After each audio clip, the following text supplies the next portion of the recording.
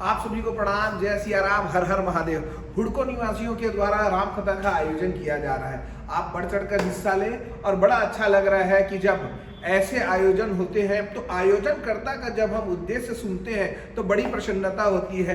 धर्मांतरण मुक्त छत्तीसगढ़ के साथ धर्मांतरण मुक्त भारत के लिए यह आयोजन किया जा रहा है। गौ रक्षकों के लिए यह आयोजन किया जा रहा है।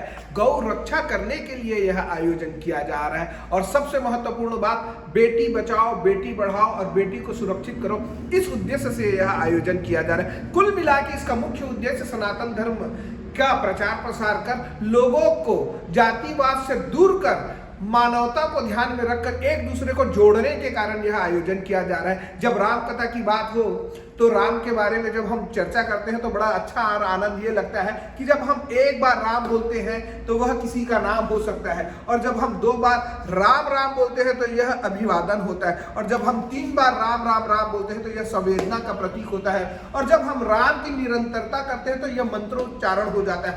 मंत्रोच्चारण जब होता है और मंत्रोच्चारण जब हम राम राम राम करते हैं तो यह साधना होता है। साधना से हमें शक्ति प्राप्त होती है, शक्ति से हम ध्यान करते हैं और यही ध्यान हमें परमेश्वर के मार्ग तक लेके जाता है। तो मुझे ऐसा लगता है जिस मार्ग से परमेश्वर के चरणों पर हम पहुंचते हैं तो क्यों ना हम अपने जीवन में राम नाम का उच्चारण कर अपने जीवन को सफल बनाएं। आप सभी अब श्रवण कीजिए, राम ज्ञानी महाराज जी के द्वारा यह भागवत कथा राम कथा हो रहा है, उसमें आप सभी शामिल होइए और आनंद लीजिए इस कथा का। आइए हम श्रवण करते हैं। आप सभी को प्रणाम। जय सिया राम। राम ज्ञानी महाराज के द्वारा कथा में बताया गया कर का निर्माण इतिहास में पहली बार रावण के द्वारा किया गया। VS राव श्री राम सेवा समिति का प्रवक्ता हूँ, और आज हम लोगों ने जो 2 महीने में सोच करके जो प्लान करके किया, भगवान श्री राम की कृपा, बजरंगबली की कृपा से हम जो सोचे नहीं थे उससे बड़े रूप में ये कार्यक्रम का आयोजन हम कर पा रहे हैं। जिस प्रकार हनुमान जी हमको सपोर्ट कर रहे हैं ऐसा महसूस हो रहा है, और एक एक दिन अलग अलग तरीके से आगे बढ़ते जा रहे हैं, जिससे हमारे उत्तरवासी बेहद प्रसन्न है। और आगामी समय में इस तरीके का कार्यक्रम और भी करने की हमारी योजना बन रही है, और हमारा प्रण है कि प्रत्येक वर्ष इस तरीके का भव्य आयोजन हम करें। प्रगति खंगन सनातन संस्था से बात कर रही हूँ। आज के समापन दिन के मतलब उपलक्ष्य में बता रही हूँ कि जो ये रामकथा जो हुई है ये अवर्णनीय थी। ऐसी रामकथा हमने कभी भी सुनी नहीं है, और सबसे बड़ी इस राम कथा की विशेषता ये है कि इस राम कथा में इतना बड़ा राम चरित्र मानस में हर एक प्रसंग जो है महाराज जी ने इतना सुंदर रीति से साकार किया है, और छोटे छोटे प्रसंगों से हम सभी को सीख दी है। उन्होंने कभी भी उनके रामायण प्रस्तुतिकरण में कभी भी व्यवहारिक कष्ट कैसे होते हैं, राम जी से हम कैसे जुड़ना चाहिए, भक्त कैसे होना चाहिए, ये सब हम सभी को जानने के लिए बोला है। हमारे से गलतियां हो गई है तो हमें डांटे भी है वो।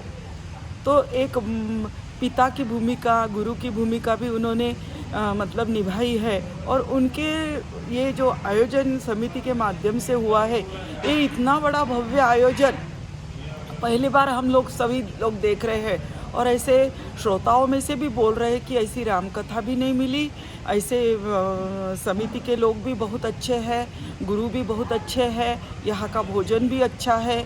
एक यहाँ किसी भी जो भी चल रहा है इसमें कोई भी लापरवाही नहीं है, सब चीज़ सिस्टमेटिक से है। हाँ, और जैसे ये जो हो रहा है लग रहा है कि कोई हाथ पकड़ के हम सभी का कर रहा है, और हमने कभी सोचा भी नहीं था कि इतना भव्य मंदिर, भव्य सब कुछ होगा। ये इतनी भव्यता इसकी राम जी ही करवा रहे हैं, और हाँ, और यहाँ महसूस भी हुआ है कि हनुमान जी विराजमान हैं यहाँ, उनका अस्तित्व भी महसूस हुआ है।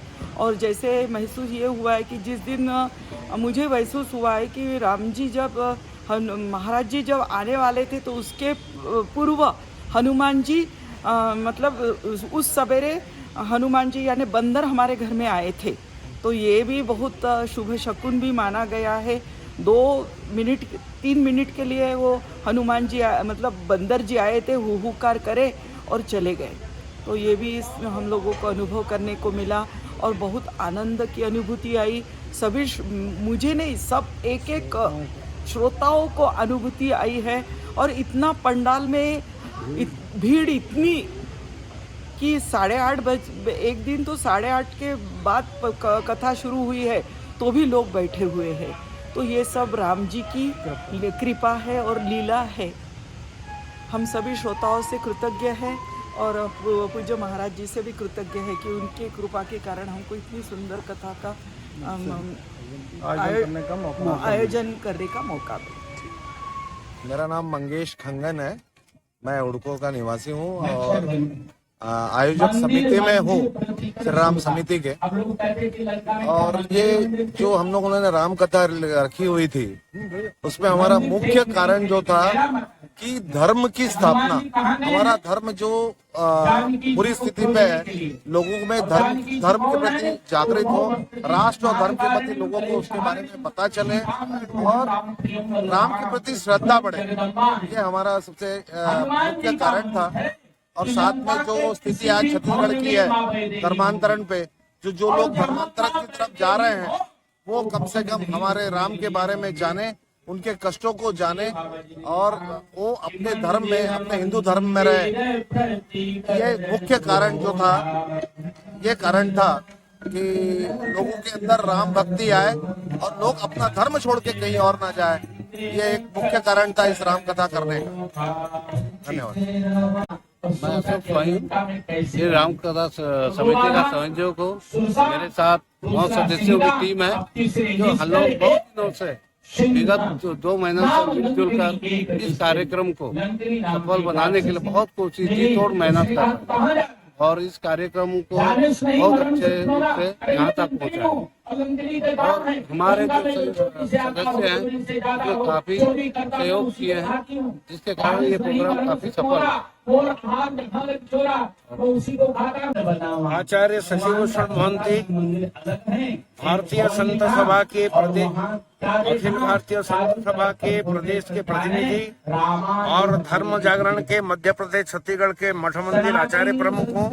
उसके अलावा राष्ट्रीय गोरक्षा वाहिनी की राष्ट्रीय संयोजक भारत।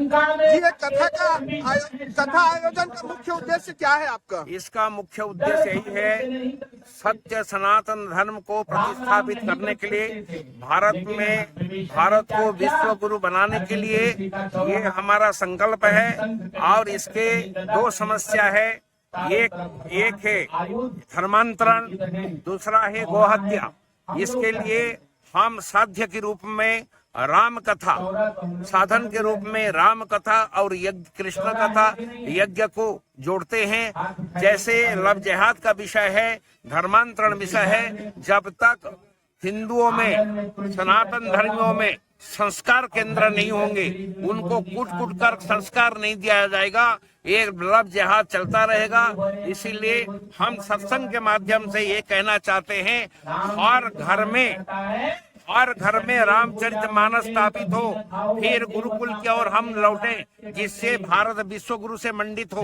इसीलिए इस सनातन धर्म, ये जो सनातन धर्म है, इस सनातन धर्म को प्रतिस्थापित करने के लिए हम घर घर संस्कारित। कहा गया है वाल्मीकि जी ने, रामो विग्रहवान धर्म, राम धर्म के विग्रह है, राम जस्य पुरुषा उदम न भविष्यति। राम वो तत्व पुरुष है जिसके माध्यम से भारत को विश्रांति मिलेगा। आज अगर राम सेतु का विषय है या कोई भी विषय है, वो राम से जुड़ता है। राम को विनिष्ट होगा तब हिंदू विनिष्ट होगा। हिंदू को विनिष्ट करने के लिए ये कुचक्र चलाना है। और हमारा जहाँ श्रद्धा का केंद्र है, आस्था का केंद्र है, संत है, मठ मंदिर है, आचार्य चरण है, उनको नष्ट करने का जो कुचक्र चल रहा है, और अभी एक इस्लाम है, एक ईसाई है, एक कम्युनिस्ट है, ये 3 महाशक्ति विश्व पर करना चाहता है। इसी कुचक्र में भारत फंसा है। इसे निकालने के लिए सत्य वैदिक धर्म के माध्यम से, जन संस्कार केंद्र जागृति के माध्यम से फिर विश्व गुरु में भारत मंडित हो। श्रीनिवास राम कथा कमेटी का एक सदस्य हूँ एवं राम कथा के लिए हम लोगों ने 2 महीने से काफी प्रयास किया, काफी मेहनत किया और हुडको वासियों के सहयोग से और ये सफल हुआ और इसके लिए मैं धन्यवाद देना चाहता हूँ हुडको वासियों और नवरत्न कमेटी को। मैं दीपांकर दास कलाकार हूँ। समिति हम 9 लोग मिलकर कोशिश करके भरपूर मेहनत करके राम जी की कृपा पाने की कोशिश में लगे हुए हैं और आज अंतिम दिन मुझे ये कहते हुए बहुत गर्व हो रहा है कि उनके आशीर्वाद से हम पूरी तरह से सफल हुए हैं, ऐसा हम समझते हैं। भंडारा भी हम हर दिन किए यहाँ पर और हमें खुशी है कि जितने भी लोग आए हमने सबको संतुष्ट करके यहाँ से भेजा है। आदरणीय महाराज जी जो प्रवचन कर रहे हैं नागपुर से आके आज 8 दिन से हम लोगों के बीच हैं और हर दिन प्रवचन में अलग अलग प्रसंग वो कह के जनता का मन एकदम मोह लिया है, लोगों को राम धारा में बहा दिया है उन्होंने। उनका बहुत बहुत आभार है और जय श्री राम। मेरा नाम रंजीत स्वाई है। मैं राम कथा समिति का सदस्य हूँ। हम 9 जन मिलके ये राम कथा की शुरुआत किए थे और जिसका मैं एक कार्यकर्ता हूँ। ये राम कथा कराने का उद्देश्य ये है कि छत्तीसगढ़ में बहुत धर्म परिवर्तन हो रहा है और ये धर्म परिवर्तन को रोकने के लिए हमने ये राम कथा की शुरुआत की कि लोगों में जागरूकता आए, अपने धर्म को पहचाने। इस उद्देश्य से हमने ये राम कथा की शुरुआत की कि हर साल हम करते रहेंगे ऐसे ही राम कथा। हनुमान जी गए हैं, हनुमान के ही परसा हाथ से छुआ, पुन तहि कीन्ह प्रणाम। फिर प्रणाम किए। अब प्रणाम सोने को प्रणाम कर रहे हैं। अब देखने में तो और लग रहा है कि बड़े लोग ही हैं। पहले छुआ और बाद में प्रणाम किया। सोने का सिक्का मिल जाए आप लोग को कहीं, आप भी ऐसे करेंगे, ऐसे छुएंगे और फिर हनुमान भगवान को प्रणाम। हनुमान जी सोने के पहाड़ को छूते हैं और फिर प्रणाम करते हैं। लेकिन हनुमान जी के प्रणाम में और हमारे आपके प्रणाम में फर्क है। मेरे भाई बहन, दीपावली के दिन लक्ष्मी के फोटो मूर्ति कितने लोग घर में लाते हो बताओ? हाथ उठाना सब लोग। दीपावली के दिन हम लक्ष्मी की पूजा करते हैं। क्यों करते हैं? हमको लक्ष्मी के मूर्ति में सोना दिखाई देता है, धन दिखाई देता है। सही होगा तो हाँ ताली बजा के समर्थन करेंगे, बात सही है। दीपावली के दिन हम लक्ष्मी का जो पूजा करते हैं उस मूर्ति में हमको धन दिखाई देता है। लेकिन आज हनुमान जी सोने को प्रणाम कर रहे हैं। हनुमान जी को सोने में लक्ष्मी माता दिखाई दे रही है। ये उनकी हमारी और उनके दृष्टि में फर्क है। लक्ष्मी माता को प्रणाम किया। हनुमान के ही परसा पुनि कर कीन्ह प्रणाम, राम काज कीन्हे बिनु मोहि कहां बिसरा। हनुमान जी आगे बढ़े।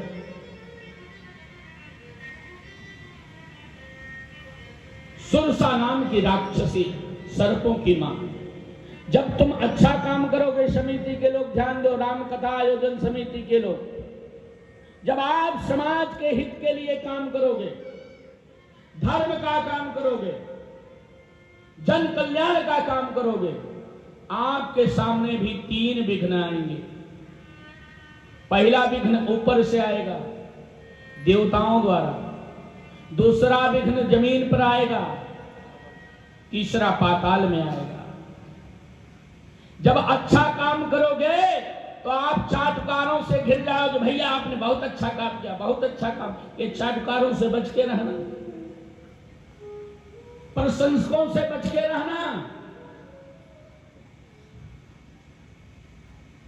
और यही प्रशंसकों के कारण आपको अहमता आ जाएगा और अहमता, अहंकार पतन का कारण बन जाएगा। इसलिए सुरसा, जब कोई सुरसा, तो अच्छा सुरसा है तो क्या की मुंह बढ़ाया। प्रशंसा कहां से होता है? मुंह से होता है। हनुमान जी को सुरसा ने प्रशंसा के रूप में आई। जस जस सुरसा बदन बढ़ावा, तास दून कपि रूप दिखावा। जैसे जैसे सुरसा ने अपने बदन को बढ़ाया, मुंह को बढ़ाया, हनुमान जी ने अपने शरीर को बढ़ाया। ये त्रेता में संभव था, क्या ये कलयुग में संभव है? नहीं है।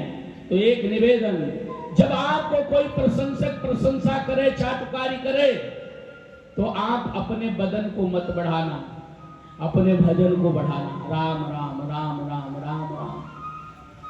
कोई सुरसा तुमको नहीं खा सकती। जैसे जैसे हनुमान जी ने, सुरसा ने मोह बढ़ाया, हनुमान जी ने उसका दुगुना किया और तास दून कपि रूप दिखावा।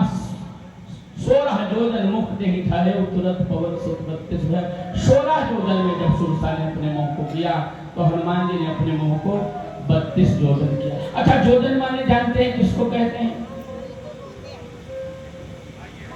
3 किलोमीटर का एक कोस होता है, 4 कोस का एक जोजन होता है। 16 जोजन में जब सुरसा ने अपने मुंह को किया, तो हनुमान जी ने अपने बदन को 32 जोजन में किया। शत जोजन के ही आनन कीन्हा। सुरसा किस लिए हनुमान जी को मुंह बड़ा कर रही है? खाने के लिए। 100 जोजन में जब सुरसा ने अपने मुंह को किया, तो हनुमान जी सोच गए कि इसका मुंह बहुत बड़ा हो गया। अच्छा, कोई पटवारी, कोई बाबू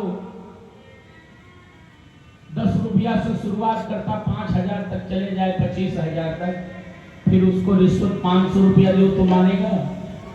छोटा मुंह उसका नहीं होगा। एक बार उसको लग गए 50,000, मुंह बढ़ जाने के बाद मुंह जल्दी छोटा होता नहीं। सुरसा ने 100 जोजन में अपने मुंह को किया। हनुमान जी सोचे अब इसका मुंह जल्दी छोटा होगा नहीं।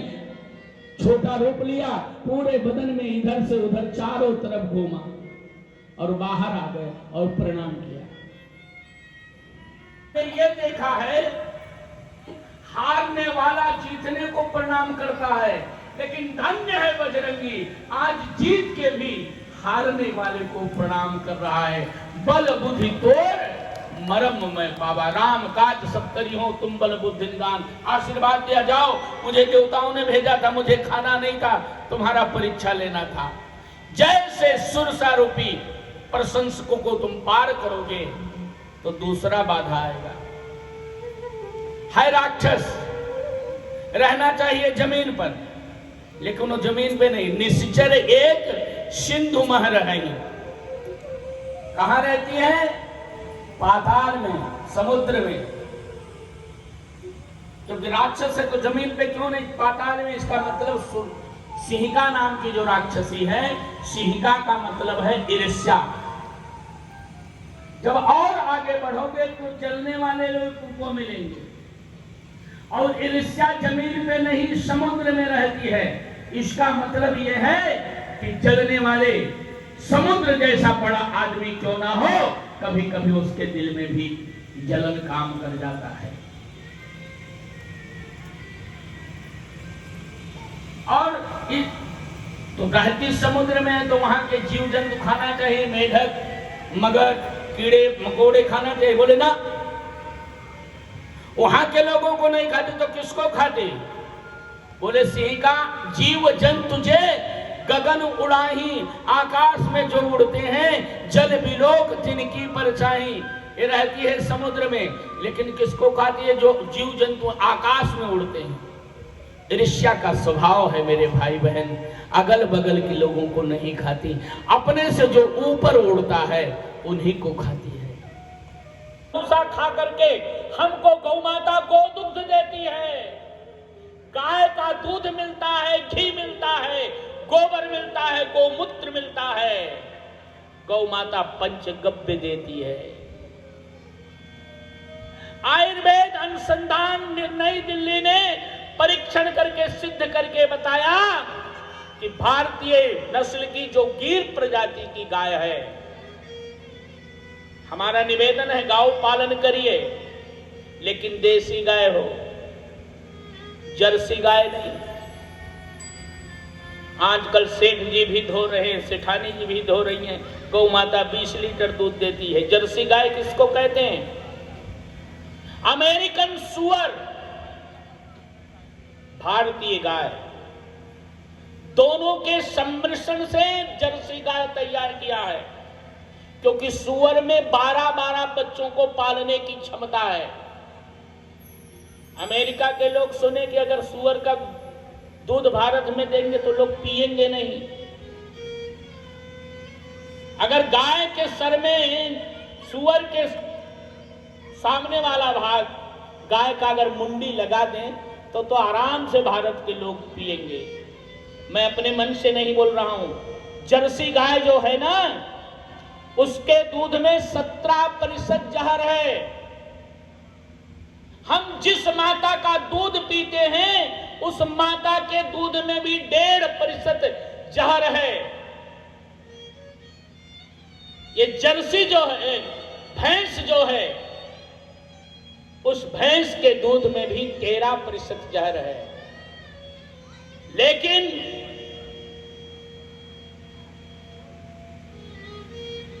अपने बच्चों को ताकतवर बनाना है तो भैंसी का दूध नहीं, जर्सी का दूध नहीं, हो सके तो अपने स्तन का हम दूध पिलाएं। हम लोग कथा तो सुनते हैं लेकिन कथा हमारे अंदर बैठती नहीं है। सबसे पहले आवश्यक है इस समाज में आज के नवयुवकों को बचाने की जरूरत है। ये राम कथा इसलिए है। ये राम कथा आपको मुक्ति देने वाली नहीं है। संसार में हम कैसे तर सकते हैं, अड़ोस पड़ोस के लोगों को कैसे तार सकते हैं, इसलिए राम कथा है। अगर मुक्त पाना है, मोक्ष पाना है, अगले लोग को बनाना है तो भागवत की कथा सुनो, उसमें आप परलोक चले जाओगे। लेकिन राम कथा में तो परलोक नहीं भैया, इसी लोक में रहना पड़ेगा। जैसा खाओगे अन्न वैसा बनेगा मन, जैसा रहेगा मन वैसे हमारे होंगे कंद। खान पान की बड़ी पवित्रता चाहिए। गौवंश पराय रूप से समूल नष्ट हो रही है। जमीन बंजर बन रही है क्योंकि गाय चारा भूसा खाती है, हमारे उपयोग में नहीं आने वाली चीज खाती है, बदले में दूध देती है, गोबर देती है। और ट्रैक्टर डीजल पीता है, बदले में क्या देता है? यूरिया देता है। इसलिए गाओ रक्षत रक्षिता, गाय की हम रक्षा करें, क्योंकि गाय मानस में गायों का दर्शन है। धरती माता गाय के रूप में गई। शिव जी कहते हैं भवानी मैं भी वहां था। सभी देवता धरती के रूप में गौ माता, मैं ब्रह्मा जी के पास गए और ब्रह्मा जी ने से हमने कहा कि महाराज रावण को आपने वरदान दिया है, धरती पर अत्याचार कर रहा है, इसलिए समस्या का समाधान, समस्या का हल आप ही कर सकते हो। ब्रह्मा ने कहा देवताओं, धरती मैं भी रावण के अत्याचार से अत्यंत दुखी हूं, लेकिन मैं क्या करूं? रावण ने तपस्या किया, वरदान मैंने दिया। कोई मंदिर में आए और माचिस मांगे पुजारी से, बाबा माचिस दे दो, तो पुजारी तो यही सोचेगा अगरबत्ती जलाएगा तो कपूर जलाएगा, और माचिस ले जा करके कोई झोपड़ी को जला दे तो माचिस देने वाला का क्या कसूर है? हे देवताओं, हम भी दुखी हैं। अब तो समस्या का एक ही हल है, हम सबको जिसने प्रकट किया है उस परम ब्रह्म श्री नारायण के पास चले। विषय चला भगवान कहां मिलेंगे? किसी ने कहा साकेत लोक में मिलेंगे, किसी ने कहा भगवान गौलोक में मिलेंगे, किसी ने कहा भगवान क्षीर सागर में मिलेंगे, किसी ने कहा भगवान बैकुंठ में मिलेंगे। तब भगवान ब्रह्मा ने शिव जी के तरफ इशारा किया, बाबा सब लोग अपना अपना अभिमत प्रकट कर रहे हैं, लेकिन आप भी तो कुछ कहिए। तो अवसर देख करके भगवान शिव जी भवानी से कहते हैं, देवी जब ब्रह्मा जी ने मेरे तरफ संकेत किया तो मैं बोला कि आप लोग कह रहे हैं कि भगवान यहां मिलेंगे, वहां मिलेंगे, वहां मिलेंगे, लेकिन अगर मुझसे पूछा जा रहा है तो मैं तो इतना ही कहूंगा कि भगवान कहां नहीं है। हरि व्यापक सर्वत्र समाना।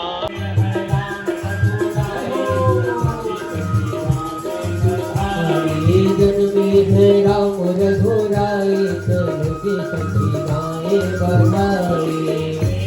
बुलाओ मिठाई बुलाओ, मेवा बुलाओ मिठाई बुलाओ, मिठाई बुलाओ, मेवा बुलाओ मिठाई बुलाओ,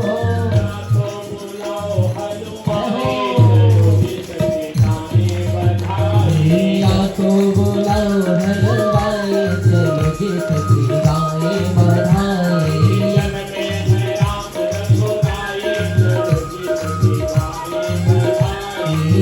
में है राम रघुराई चलो जी सखी गाए बधाई। बहना भी आए हैं भैया भी आए हैं, बहना भी आई है भैया भी आए हैं।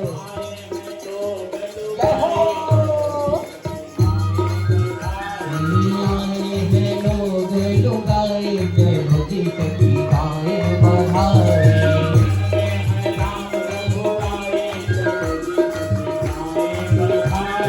जन में है राम रघुराई चलो जी सखी गाए बधाई।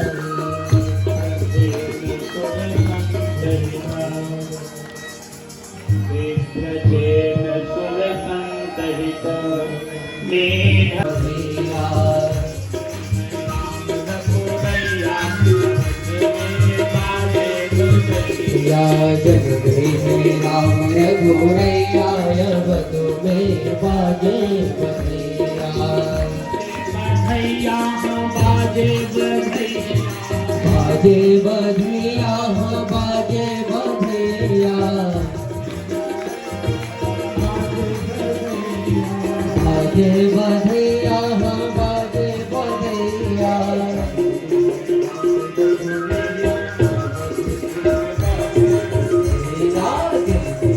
राम रघुरैया अब तुम बाजे बधैया। बोलिए राम लला सरकार की। जन में है राम रघुराई जन्म रघुराई। राम रघुराई अवध में बाजे बधाई। राम रघुराई अवध में बाजे बधाई। राम रघुराई अवधपुर में बाजे बधाई। ढोलक बजाओ मजीरे बजाओ, ढोलक बजाओ मजीरे बजाओ, ढोलक बजाओ मजीरे बजाओ। गोड़मनः गोड़मिलं गोडात् गोडमुदच्यते। गोडस्य गोडमादाय गोडमेवावशिष्यते। हरि ओम्। गोडादर्पिपरापतत्वगोडा पुनरापता भस्मे भक्तकरे डावहाय कामोर्जकं ततकरतो स्वाहा। एवं गोडा स्वाहा। बोलिए जनार्दन भगवान की जय।